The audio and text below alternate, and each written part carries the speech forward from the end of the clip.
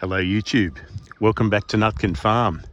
Well, it's the business end today. We're going to try harvesting, and we're hoping that the harvester that we use is going to be able to cope with the slopes that are involved and the still sort of slightly wet ground.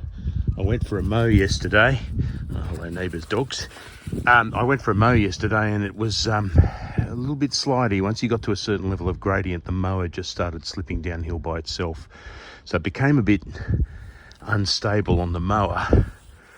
Here's the skip bin that's been delivered. There's a absolute rush on skip bins because all the macadamia farmers are getting their first harvests in at once following the rain. This one is from Mac Haulage. They do a lot around the northern rivers, and it's, as you can see here, an 8 metre squared skip. We were hoping for larger, but we couldn't get larger. So we're hoping, touch wood, to fill this, and there should be more than enough nuts to fill this. It's really a question of whether you can get them up. Now, what do we get them up with? Well, meet the harvester. The harvest rig on this is actually older than the tractor. My poor contractors had terrible luck in that the tractor was actually being serviced when the flood came, and the tractor got completely inundated.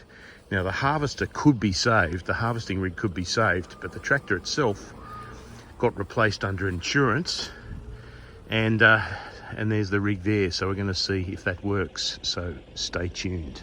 Okay, so here's a before shot.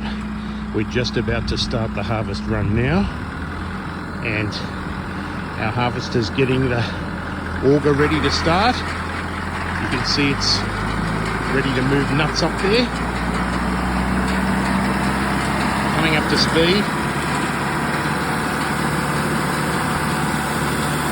And we're going to see if we can pick up all those nuts that are on the ground. Probably need a big screen to see the nuts, but here we go.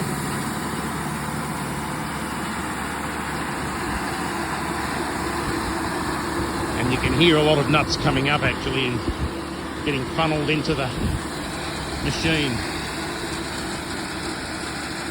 And we'll do an on shot soon of it coming head on. Here's a little picture of where we are before nuts are picked up. The harvester went along the middle of this row, but we've got ones near the tree here, and we'll see if he comes to pick them back. But what our guy's doing is he's doing every second row and then coming back in a loop. All that really does is reduce the turning strain on the actual machine. So it looks like he's going to do this row here where I'm filming, and we'll see how much gets picked up in the first pass. Ordinarily you'd expect a couple of passes, particularly when there's this many nuts on the ground. So here he comes.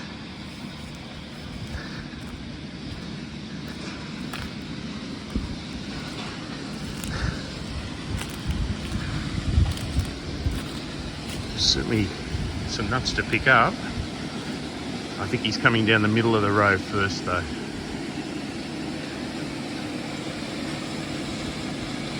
Alrighty. Hasn't got the sweeper on yet because I think he's doing the middle, but the sweeper will come on when he starts doing the edges. You see the sweeper on the left hand side.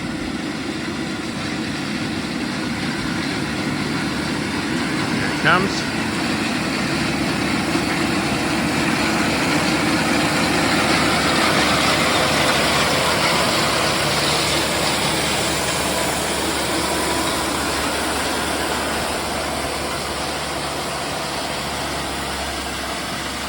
Now, by all the clatter, that's actually the sound of nuts. So he's actually getting a fair few nuts up out of the middle. This is where he's just been. There's more to come though, so it looks like a 2 pass per row situation. We'll see what he picks up out of this.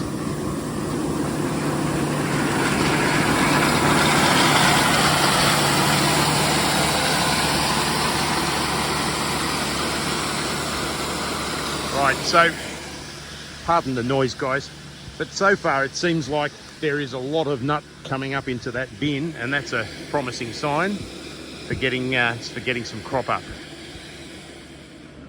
Now this is the first tipping of nuts into the skip. It's only really done about 4 or 5 rows, and this skip ain't going to be big enough, I don't think. Which, look, it's a good sign, but the larger skips were all booked up, and this is the only one we could get.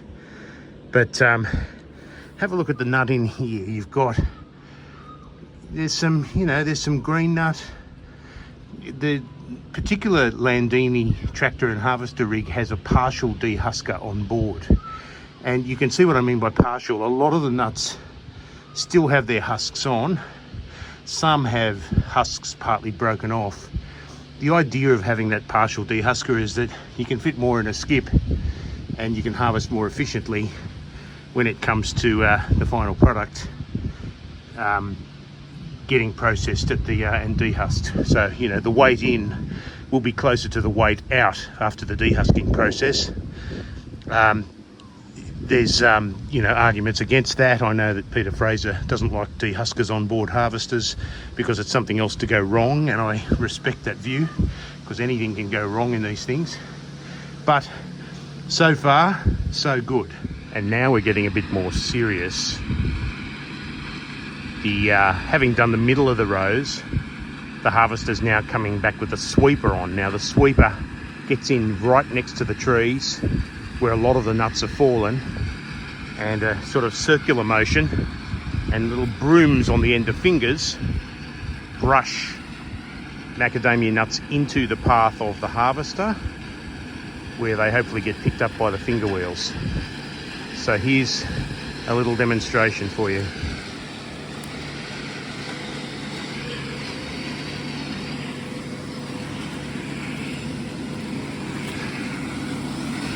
Here he comes.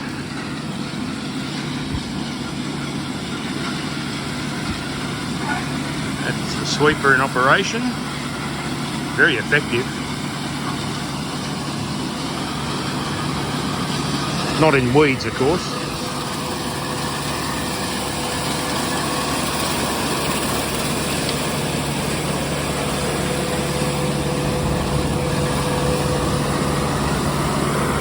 See where that sweeper's been, not a single nut remains. Very, very effective. And in the middle of the row, where those nuts were swept to, they've also been picked up. So I'd say so far, the harvesting effort has been a success, although we haven't reached the really steep slopes yet. Notice how at the end of the row, the sweeper turns off, the auger remains on, because there's still nuts at the end of the row from the final tree. In fact, the final tree can have a lot of nuts because of its exposure to sunlight, which is a little better than most of the ones in the row. And when he's doing the next row, he's going close to the tree line where the sweeper is, and he keeps going around so that each tree gets swept on both sides.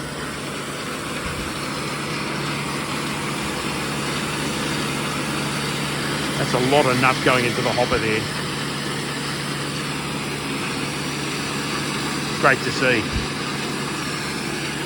You come down here, I'll give you an idea of how wet it still is and how difficult it still is to harvest, because certainly mowing around here yesterday, I was going for a big slippery slide and I stopped mowing in the end because it was becoming too dangerous. You can mow on open slopes and then turn around and get out of it, but mowing on slopes near a tree, there's every chance you're going to collide with a tree if you can't control the slide. And you can see here the harvester is nearly getting bogged in the mud because, it's having trouble. A couple of these rows here, this is a drainage channel in the middle of block 2. And you can see he's run into trouble getting through that drainage channel, which is still very wet. Not sure how he's going to handle that. He's lifting up the rig. Lifting up the whole rig to get through. And he's got out of it that way. But see, that's the difficulty of harvesting in wet fields. He's recovered, but you wouldn't want to get more bogged than that. And away he goes again. pick on the adjacent row. So yeah, not easy, but he's doing great in these conditions. Now we're about to see an unloading. Here it comes. Backs up to the skip. And we tip.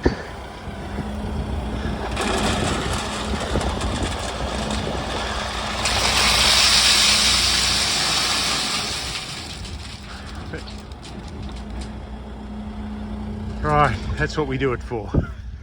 Beautiful. Now harvesting hasn't reached the bottom of block 2 here, but I just wanted to show you something anyway. In this part of block 2, the lower part, my agronomist is convinced that the 344s have given way to some other variety. Not sure which it is, but there's still some nut on the tree. There is a bit of out of season flowering, and there's heavy cropping that hasn't finished its drop yet. Not quite sure I'd call them spreading trees, although they do seem to spread a bit more. But the best thing about these trees in terms of rehab is that they're not really more than about 8 metres tall. And as a result, you can see ground cover in the interrow.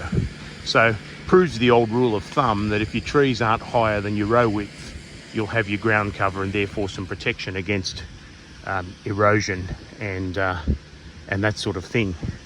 But whatever these trees are, they're not entirely healthy. As you can see, there's some dead tips, but the crop has been good on them this season, and there's a fair bit for our friend the harvester to pick up. Now what you see here is block 2's harvest. So it's got,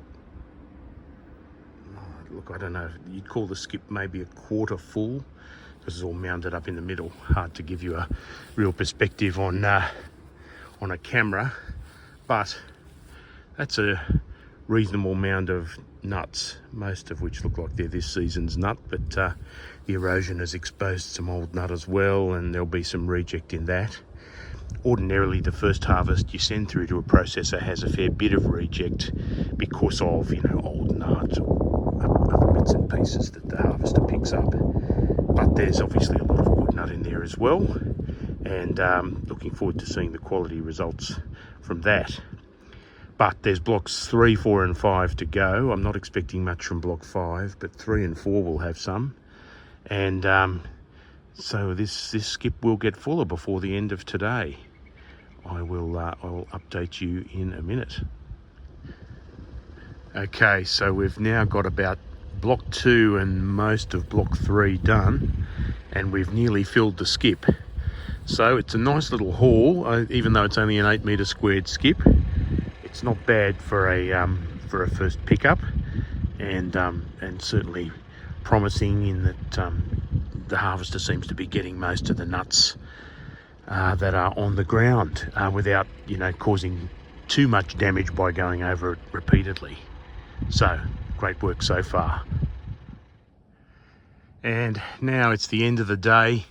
Been a good day's work, and the skip bin is pretty much full. I've actually had to get in there with a shovel and try and make some more space because a final load is coming to seal off the day. My harvest contractor said that there was definitely some more nuts in some blocks than others. Block 2 behind me had a lot of nuts, and he did notice, as we sort of have learned over time, that the rows where the trees had more exposure to sunlight definitely had a lot more nut on the ground, and you know, proving again that the value of light inception to good cropping trees. All of this is feeding into my thinking, of course, about what we do with these trees, whether we remove them or try and get them down to a reasonable height, or goodness knows. But yeah, that's an 8 metre skip bin full of macadamias. Don't ask me in the comments whether how much that is. I will find out the tonnage when it gets weighed in on the weighbridge, and we'll get the amount of nut in shell as opposed to nut in husk. And then we can follow the results through, and if anyone's interested, I can just post in the comments about what the quality results are from this bunch of nuts, because there's some, look, it's a mixed bag, and every skip bin does look like a mixed bag, even on the finest farms. There's a bit of stick and leaf and that sort of stuff. All that gets sort of sorted out in the process. So yeah, we could have ordered a bigger skip because we didn't do all of the old blocks. Block 5 wasn't done at all, and not all of Block 4 was done either. So really, it's about a little over half of my old blocks have been harvested to produce this. That's a better result than we were getting last year, which was an absolutely abysmal result. But hard to compare with my first good season, where we got in 22 tonnes, because then we were harvesting monthly, and this is the first harvest of the entire season. And I suspect in total terms it won't be as good as that first bumper crop, but it's definitely an on year for the 344s, which tend to be a bit biennial. And it'll be interesting to see how it works out. Anyway, thank you for joining me on Nutkin Farm for my harvesting day. I hope that that's a little bit entertaining compared to a couple of the videos I've done recently.